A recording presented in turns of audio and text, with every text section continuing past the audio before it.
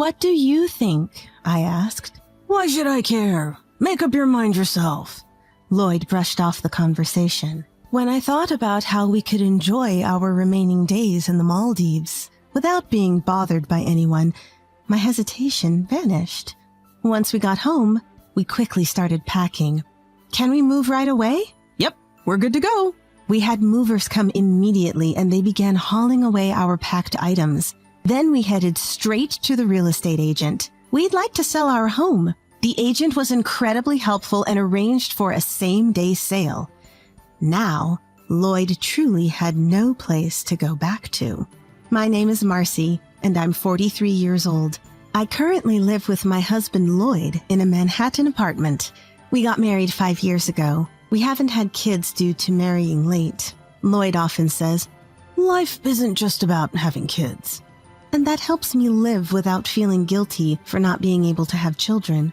Lloyd is 45 and in the prime of his working life. Recently, he's been working a lot of overtime and coming home late. I used to work at the same company as Lloyd, but quit after we got married. Lloyd said it would be awkward to work at the same company as his wife. Since then, I've been a full-time housewife. One day, my sister-in-law from the neighboring town called. It had been a while, so when she called to say she was concerned about our mother's condition and couldn't check on her, I agreed to go. Sister-in-law is a dependable person. I've been grateful to her many times since marrying Lloyd. Sister-in-law has 2 kids who are in 9th and 12th grade, and they're both doing well. I hold sister-in-law in high regard, so it's no surprise her kids are turning out great. Of course, I went to check on my mother-in-law the next day. It's easy to see why sister-in-law is such a great person when you meet mother-in-law. I adore mother-in-law. She's straightforward, has strong opinions, and is mindful of others. I feel truly grateful to have met such wonderful in-laws like mother-in-law and sister-in-law. When I arrived and entered their house, I was shocked. The place was a mess, full of clutter and trash. It looked like a hoarder's house. Something was clearly wrong, as mother-in-law is normally very neat. Mother-in-law was just sitting there, doing nothing, looking spaced out. I called out, "Mother-in-law?" She slowly turned her head and said, "Who are you again?" As she stood up. She looked at Lloyd and said, "Oh, Lloyd, welcome." We were stunned. Concerned by the sudden change in mother-in-law, we quickly made a doctor's appointment for the next day. After several tests, the results came back. She had dementia. Moreover, she needed long-term care. We called sister-in-law to come to the house and discussed what to do next. Taking care of someone long-term means that we'd need to look after my mother-in-law indefinitely at her home. Of course, public programs and private services are also options, but my sister-in-law offered, "Marcy, thanks for everything. I'll take it from here." Surprisingly, Lloyd objected. "No, your place is far, and moving your kids would be a hassle." True, my sister-in-law lives in the next town over, which would require her younger child to change schools. "We should move in with my parents to take care of them. What do you think, Marcy?" I was shocked. I never thought Lloyd was that responsible. Moved by his sincerity, I agreed. Of course, all for my beloved mother-in-law. And so began my daily caregiving life for my mother-in-law. We moved in with her and started our new life together. I managed the household and took full responsibility for mother-in-law's care. She'd wander off if you took your eyes off her, so I had to constantly watch her. Whether doing laundry, cleaning, or cooking, I was always monitoring her. Then I noticed she looked lonely. Was this life really making her happy?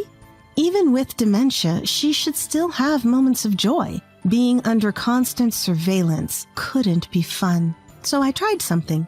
"Mother-in-law, would you like to help me fold the laundry?" Her face lit up. "I'd love to." Though her hands weren't as nimble, she was clearly enjoying the task. I was relieved that I'd made the right call. From that point on, instead of watching her, we did things together. Seemingly, she found moving around less of a chore. On sunny days, "How about we have lunch in the park today?" That sounds lovely. And off we went for a meal outdoors. I never found this life burdensome. Sister-in-law always handled hospital trips, and her kids visited mother-in-law often. But one person was completely uncooperative. Lloyd. The same Lloyd who'd said, "We'll take care of mother-in-law." He never lifted a finger to help. Sharing updates or asking for his input always met with disinterest or reluctance. When I'd ask for help, "I'm tired from work. Why should I tire myself more at home?" was his response. He'd been working late, so maybe he was tired, but some help would be nice. He didn't even talk to mother-in-law. When I'd suggest plans for her, "Why should I care? Decide yourself." He'd brush me off. As it stood, it seemed Lloyd only came home to sleep.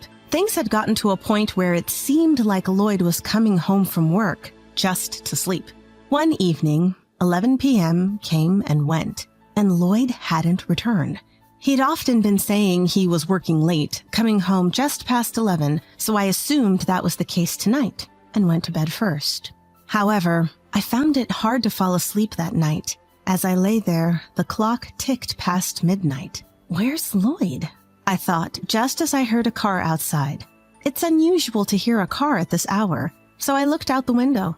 The person getting out of the car was Lloyd, and in the driver's seat, there was a woman. They both got out and smiled at each other, and unbelievably, they kissed. Not just for a moment, they lingered.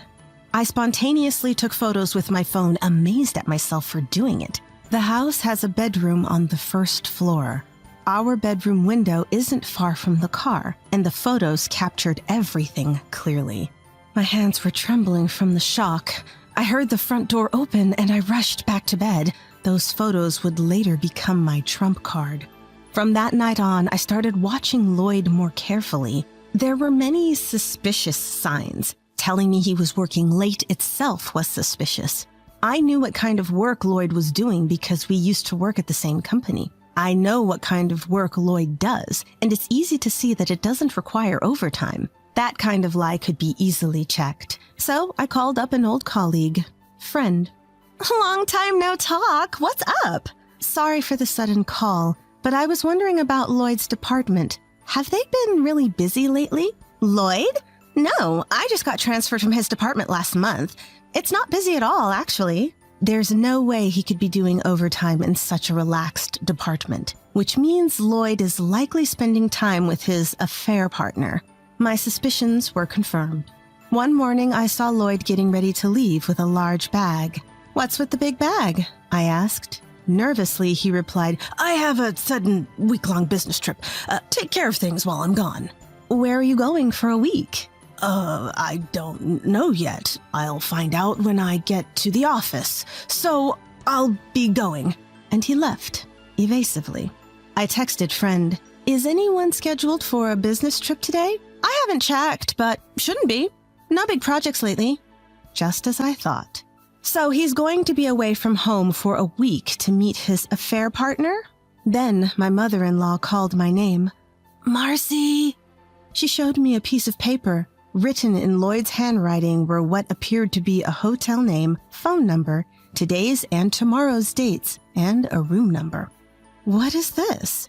"Before doing Lloyd's laundry last time, I found this note in his pocket. I wish I had given it to you sooner. I'm sorry, Marcy." "Do you also suspect Lloyd then?" "Marcy, we can't just turn a blind eye to this. Lloyd must be held accountable. There's no time for us to be down." The mother-in-law speaking was the strong woman I knew before her dementia. I felt more determined seeing this side of her after so long. "Absolutely, I will not let him off the hook." First, considering mother-in-law's opinion, we decided to call sister-in-law. As soon as sister-in-law arrived, she said, "Marcy, I'm so sorry. My brother is an idiot for doing such a thing." "There's no need for you to apologize," I told sister-in-law as we planned our next moves. First, we checked the note and found out the location of the hotel. Lloyd was likely staying at this hotel for today and tomorrow. What would we do next? The next day, we decided to drive to the hotel in sister-in-law's car. We arrived at a hotel close to the airport and recognized a car in the parking lot. I looked at the pictures on my phone. Of course, they were the ones of Lloyd kissing another woman. It was the same car in those pictures. After a while, a familiar man came out of the hotel. It was Lloyd. We hid behind the cars to avoid being seen. Soon after, a woman came out and cozily linked arms with Lloyd.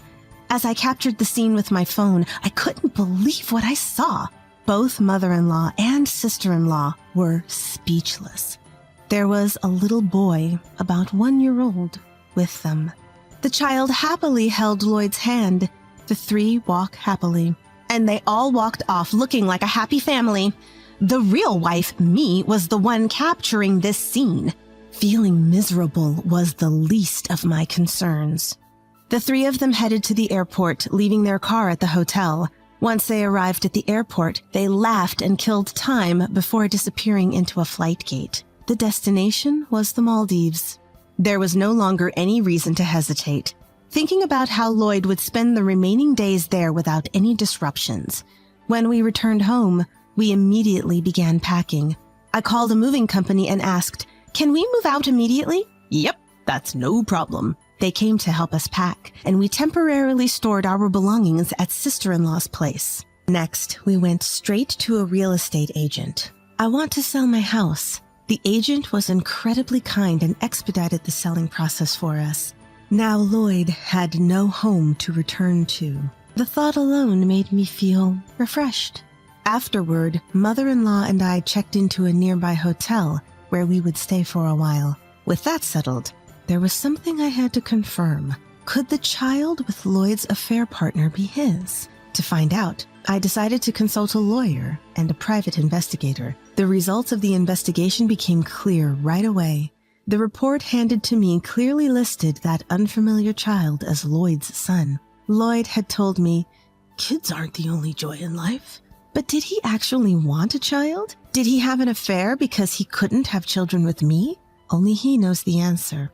But I can't keep this inside, as even my mother-in-law told me. I will never forgive him. 7 days later, my phone rang. It was Lloyd. "Hey, where are you? I can't get into the house. The key's not working." "That's because I sold the house." "What are you talking about?" "Hope you enjoyed your 6-day, 5-night trip to the Maldives. Must have been fun with your family of 3. Made some good memories, did you?" I could tell Lloyd was stunned on the other end of the line. I continued, "Your house is no longer there. We've moved and sold it. You should go back to your own child and that woman." "Wait, you misunderstand. That's not my kid. I was fed up with Lloyd's excuses and unleashed all my anger. "Don't you dare play games with me. You think your excuses are going to work now? I never want to see you again." For the first time, my usually talkative husband was silent. On speakerphone, my mother-in-law chimed in. "Lloyd, just so you know, there's no escaping this. We have all the evidence and our lawyer is listening to this call. You'll be getting a compensation claim from Marcy, so pay it without arguing. Also, from now on, I'm cutting off any mother-son relationship with you. Don't think you can fall back on me, and you can forget about any inheritance." "What? Mom, you're clearly not suffering from dementia." "Can you believe it? I have genuine dementia. But listen, if Marcy is this hurt and in such a tight spot, how can I not step up? Marcy has been by my side, taking care of me all this time. I can't just sit around being a useless mother-in-law when I can't even repay her kindness." Hearing those words, tears flowed from my eyes, even after what my husband did to me. I felt truly blessed to have such a kind mother-in-law and a supportive sister-in-law. I was the luckiest daughter-in-law. Later on, Lloyd paid the $80,000 compensation I demanded, all in one go. Although it was a high sum, thanks to my excellent lawyer, we managed to secure the full amount. While evidence photos helped, the most impactful was the revelation of his secret child. Though my inability to have children played a part, that's a complicated feeling. I reported every detail of Lloyd's affair to his company, and he became the talk of the office, but not in a good way. Everyone from his coworkers to his bosses started looking at him coldly. Even after paying the compensation, his savings depleted. He couldn't afford to quit, and he's living a miserable life working under those conditions.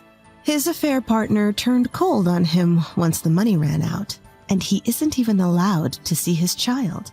Yet he still has to pay child support, leaving him in a dire financial and emotional state. My sister-in-law's eldest got into college and moved out, so my mother-in-law moved in with her. I bought a piece of land and built a small house there, starting a new chapter in my life. I'm using my qualifications and working from home. I'm never lonely because my mother-in-law and sister-in-law frequently visit. My mother-in-law's dementia seemed to miraculously disappear. Doctors say it's not a full recovery, but she believes it's all thanks to Marcy. I plan to find more joy in my life and live each day happier than ever before.